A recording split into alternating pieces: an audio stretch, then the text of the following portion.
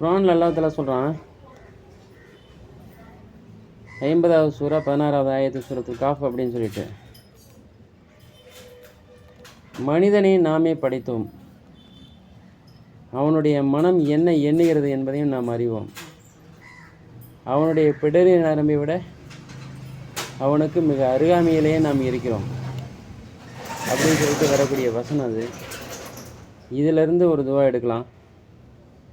எப்படின்னா, என்னுடைய மனம் எண்ணுவதையும் ஊசலாடுவதையும் அறிந்துள்ள என்னுடைய பிடரி நரம்பிற்கு மிக அருகாமையிலேயே இருக்கக்கூடிய என்னை படைத்த என்னுடைய இறைவா, என்னுடைய ஏக்கங்களையும் என்னுடைய எதிர்பார்ப்புகளையும்